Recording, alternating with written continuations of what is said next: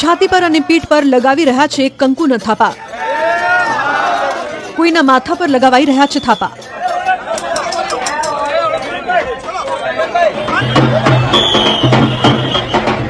આ દ્રશ્યો અંબાજીના છે, જ્યાં આઝાદી પૂર્વે શરૂ થયેલો લાલ દંડા સંઘ પહોંચ્યો અને બોલ માડી અંબે જય જય અંબેનો નાદ ગુંજી ઉઠ્યો.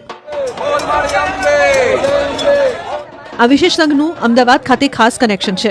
190 વર્ષથી આ સંઘ અહીં આવે છે અને થાપા લગાવવાની પરંપરા છે. પેઢી દર પેઢી આ પરંપરાનું પાલન થતું રહ્યું છે. ભાદરવી પૂનમમાં મેળામાં આવતા આ સંઘમાં માતાજીની ધજા, ધૂપિયું અને ત્રિશુળ અચૂક સાથે લાવવામાં આવે છે. અંબાજી ધામમાં પ્રવેશતા આ સંઘમાં રહેલા મુખ્ય મહારાજ ખોડિયાર માતાના મંદિરે કુમકુમના થાપા લગાવે છે. બાદમાં શ્રદ્ધાળુઓની છાતી તથા પીઠના ભાગે થાપા લગાવી આશીર્વાદ આપે છે. ત્યારબાદ આ સંઘ અંબાજી મંદિરમાં જાય છે. આમ તો તમામ પગપાળા સંઘો શક્તિદ્વારથી જતા હોય છે, પરંતુ આ એક માત્ર સંઘ 7 નંબરના ગેટ પાસેથી પ્રવેશ કરે છે અને મંદિરમાં પહોંચતા મંદિર ટ્રસ્ટના વહીવટદાર અને જિલ્લા પોલીસ વડા દ્વારા આ સંઘનું સ્વાગત કરવામાં આવે છે. આ સંઘમાં પુરુષો સાથે મહિલાઓ પણ જોડાતી હોય છે.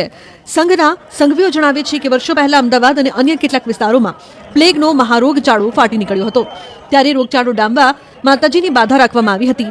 માતાજી પ્રાર્થના સાંભળી અને પ્લેગમાંથી મુક્તિ અપાવી. ત્યારથી આ પરંપરા ચાલી આવી છે. જ્યારે ચંદ્રદર્શન પડવો પ્રસ્થાન થાય, એકાદશી 11 દિવસે અંબાજી ખાતે આવે. 12 આ સંઘની ધજા અર્પણ થાય. 190 વર્ષ પહેલા અમદાવાદની અંદર કળાવતી માનવ પ્લેગ નામનો રોગ ફાટી નીકળ્યો હતો. તે રોગને શાંત કરવા છે ડોક્ટરશ્રીએ માની કૃપાથી આસ્થા અને સંકલ્પ કર્યો. એ સંકલ્પ રોગ શાંત થઈ ગયો. તે દિવસથી અવિરત આ સંઘ ચાલતો આવ્યો. ફાટી નીકળ્યો હતો અમદાવાદ શહેરની અંદર. તે વખતે છે નગર શેઠ હરસિંહ હતા. તેમણે બ્રાહ્મણે કહેવા પ્રમાણે મા જગદંબાની કઠિનમાં કઠિન આસ્થા સાથે સંકલ્પ કર્યો. એ સંકલ્પ ત્યારથી અવિરત આ સંઘ આવી રહ્યો છે. આ સંઘની અંદર 450 ભક્તો છે. મારી સાથે જે મા જગદંબા સ્વરૂપ ત્રિશુળ છે, તો ત્રિશુળ મા જગદંબા જમણી બાજુ છે, બટુક ભૈરવ છે, ડાબી બાજુ પૂજાનું પાત્ર ને આકસ્મિક સમયે ઘણું બધું કરી શકે એવું તંત્રવાળું મારું સૂત્ર છે. મહાત્મા તો આ સંઘની અંદર જે અત્યારે તમે બધા ઊભા છો ને, મહાત્મા છે ત્યારે ઊભા છો. આ મેરામણ આપ જોઈ શકો છો.